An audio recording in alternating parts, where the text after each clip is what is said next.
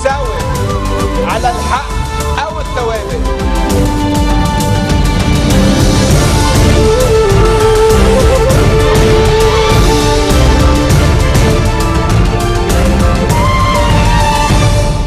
Good afternoon. You're watching the English newscast here on Future Television. I'm Linda Tamim, and these are today's top stories.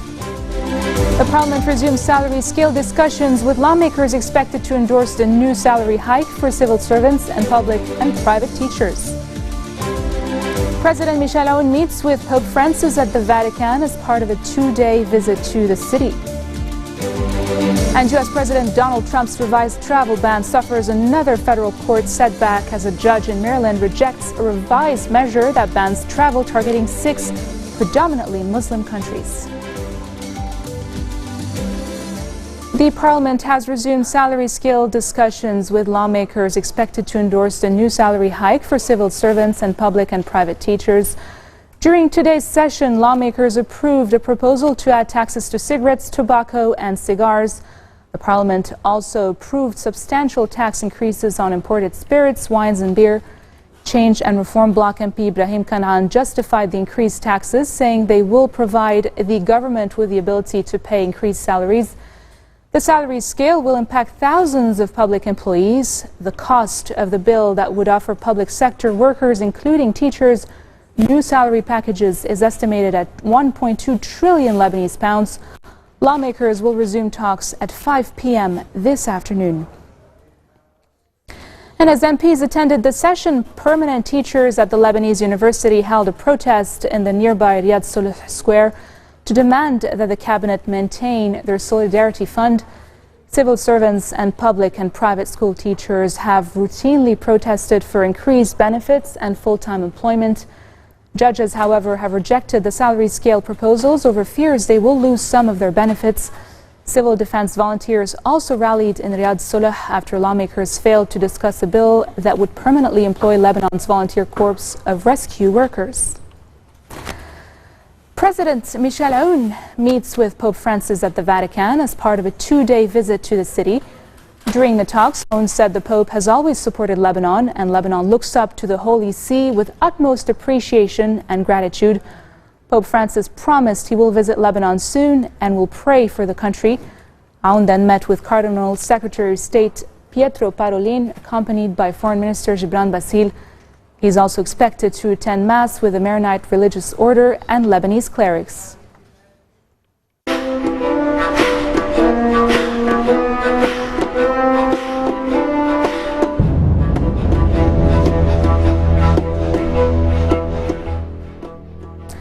Iraqi authorities say more than 150,000 people have fled fighting in and around West Mosul since security forces launched an operation to retake it from extremists last month. Iraq's Ministry of Migration says more than 98,000 are housed in camps, while more than 54,000 are staying in areas that have been recaptured from ISIS. Heavy rain slowed Iraqi government forces battling ISIS around Mosul's old city, where militants holed up in narrow alleyways and homes resisted with sniper fire, suicide attacks and car bombs. Saudi Arabia's King Salman oversaw the signing of deals worth potentially $65 billion on the first day of a visit to Beijing, as the world's largest oil exporter looks to cement ties with the world's second largest economy. The monarch, who has overseen the launch of an ambitious economic forum planned since his accession 2 years ago, is on a month-long Asian tour. The visits to countries that are some of the world's fastest-growing importers of Saudi oil aim to promote investment opportunities in the kingdom, including the sale of a stake in its giant state firm Saudi Aramco. Saudi Arabia has sought to boost oil sales to China after losing market share to Russia last year by working mostly with China's top 3 state oil firms. In Beijing's cavernous Great Hall of the People, President Xi Jinping told Salman that China was a reliable and stable oil export market, and the two countries should deepen cooperation. Coming up next, partial vote counts show Dutch Prime Minister Mark Rutte easily defeats his far-right rival Geert Wilders. Stay tuned.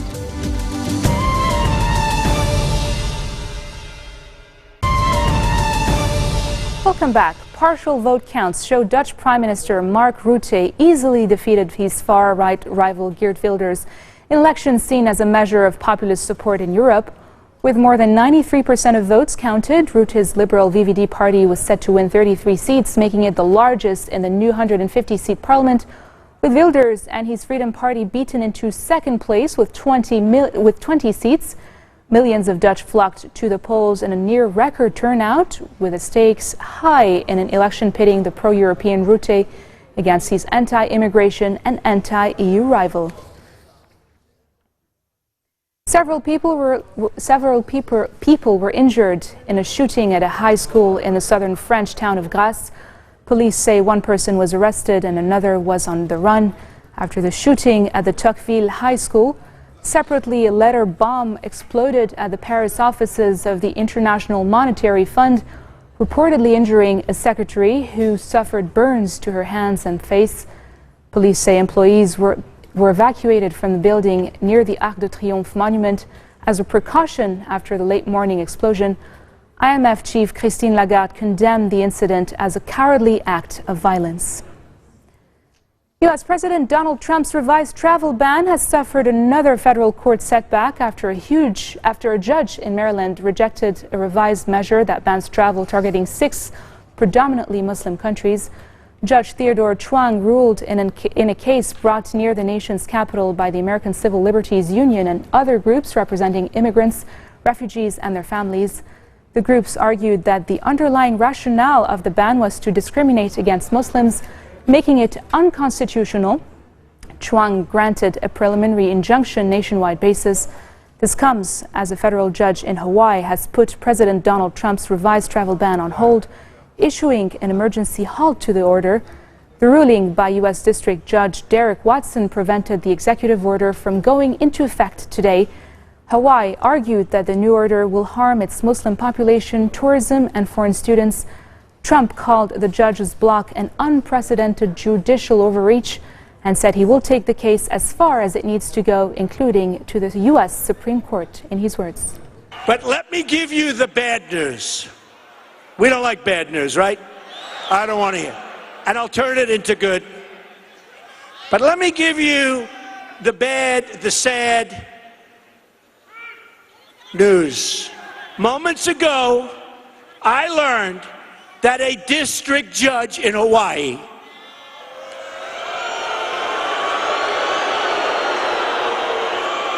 part of the much overturned Ninth Circuit Court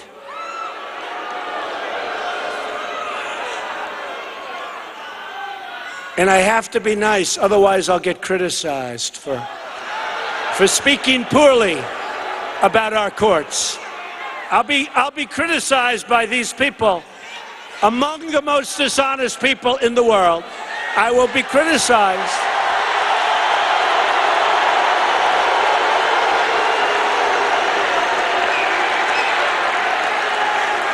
I'll be criticized by them for speaking harshly about our courts. I would never want to do that. A judge has just blocked our executive order on travel and refugees coming into our country from certain countries.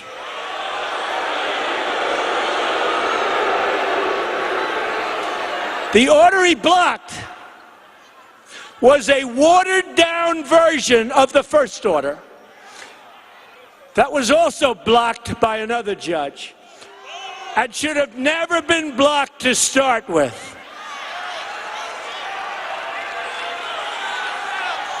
This new order was tailored to the dictates of the Ninth Circuit's, in my opinion, flawed ruling.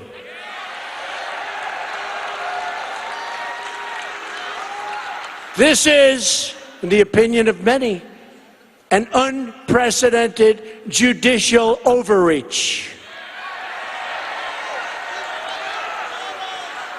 The law and the Constitution give the president the power to suspend immigration when he deems, or she, fortunately it will not be Hillary she,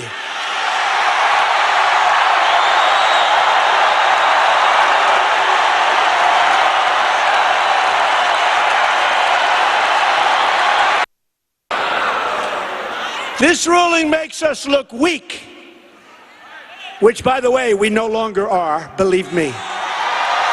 Just look at our borders.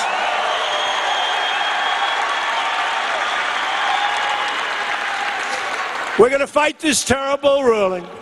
We're going to take our case as far as it needs to go, including all the way up to the Supreme Court. Trump will also ask U.S. Congress for drastic cuts to many federal programs as he seeks to increase defense spending and spend more money deporting illegal immigrants.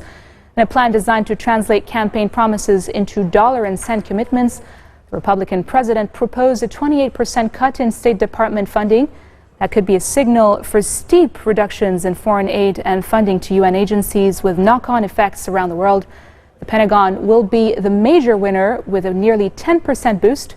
Separately, about $4 billion will be earmarked this year and the next to start building a wall on the U.S. southern border. U.S. Secretary of State Rex Tillerson says the escalating threat from North Korea's nuclear program shows a clear need for a new approach, although he stopped short of detailing what steps the Trump administration will pursue. Tillerson was speaking at a news conference following talks with Japanese Foreign Minister Fumio Kishida in Tokyo, the start of his first trip to Asia as Secretary of State. U.S. President Donald Trump made it a hallmark of his presidential campaign to call on U.S. allies, including Japan, to pay more for hosting U.S. forces and other elements of U.S. protection. Union-led rallies hit the streets across Brazil, loudly protesting against the country's planned pension reforms, which not only delay retirement, but demand more years of contribution toward the pension pool as well. The reform plan was worked out by President Michel Temer's administration, who explained that the plan was important to ensuring that the country's pension system should not break down. And now for some entertainment news. Actress Emma Watson announces plans to legally go after the hackers behind leaked private photos. Alicia Powell has the details. Emma Watson is fighting back. The Beauty and the Beast star is planning legal action over photos said to have been leaked online, but her representatives deny reports the pictures showed the British actress nude. Photos from a clothes fitting Emma had with a stylist a couple of years ago have been stolen. They are not nude photographs. Lawyers have been instructed, and we are not commenting further, her publicist said in a statement to Variety and the BBC.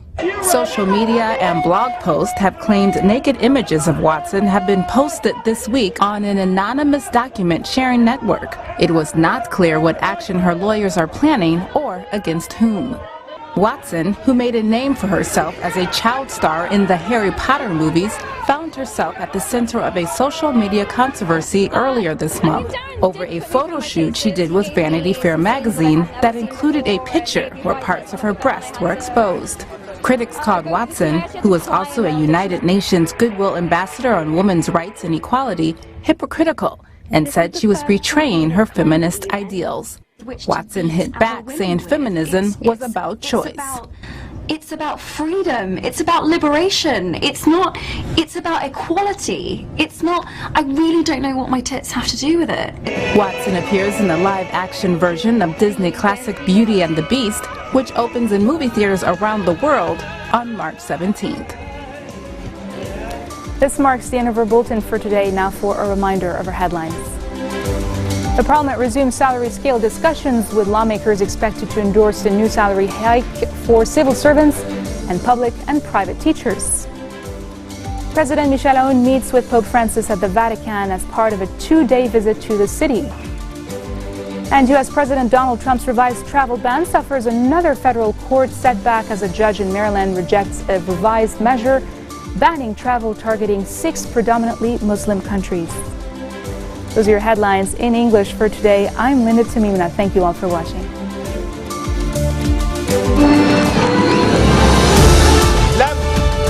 ولن نساوم على الحق أو الثوابت.